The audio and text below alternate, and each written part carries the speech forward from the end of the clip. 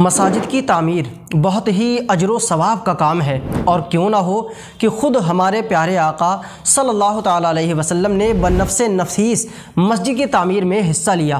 ہم دیکھتے ہیں کہ دنیا جہان میں مسلمان جہاں بھی آباد ہوتے ہیں، خواہ کچی آبادی ہو یا مہنگی سے مہنگی پلاٹنگ، وہاں مسجد کی جگہ ضرور مختص کی جاتی ہے۔ قرآن و حدیث کی تعلیم کے ساتھ ساتھ مسلمانوں کا یہ طرز عمل بھی مسجد کی تعمیر کی اہمیت کو عیاں کرتا ہے۔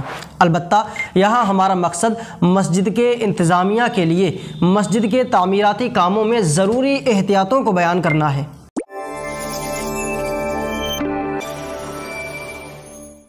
یاد رکھیے کہ مسجد کی تعمیر سے پہلے اس کے متعلقہ فرض علوم کا سیکھنا نہایت ضروری ہے، اس لیے ہمیشہ تعمیراتی کام اہل سنت کے کسی مفتی صاحب کی مشاورت سے ہی کرنا چاہیے۔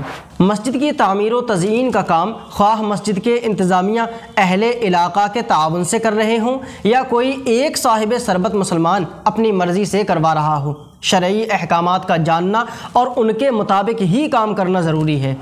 عمومی طور پر مسجد کے پلاٹ میں مسجد کا ہال، صحن، وضو خانہ، مائک روم اور امام صاحب یا دیگر ضروریات کے لیے کمرہ وغیرہ بنایا جاتا ہے، لیکن شرعی مسائل معلوم نہ ہونے کی بنا پر کئی مرتبہ ان معاملات میں گناہ کا ارتکاب بھی ہو جاتا ہے۔ مثلا اگر پہلے مسجد بنا دی اور اس میں وضو خانہ اور کمرہ وغیرہ نہیں بنایا اور سارے کے سارے پلاٹ کو عین مسجد قرار دیا، اور اب اس عین مسجد میں وضو خانہ یا کمرہ بنانے کی ضرورت ہے تو نہیں بنا سکتے۔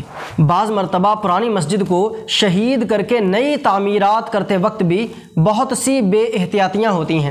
عین مسجد کی جگہ میں سیڑھیاں یا وضو خانہ یا دیگر تعمیرات کر دی جاتی ہیں جو کہ سراسر ناجائز و گناہ ہے۔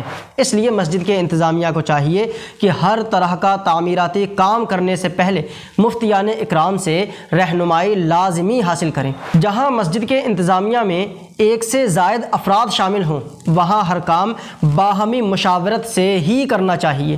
کسی رکن کا اختلاف ہو تو پہلے اسے سلجھا لیں، اور کسی رکن کو بلا وجہ اختلاف کرنا بھی نہیں چاہیے۔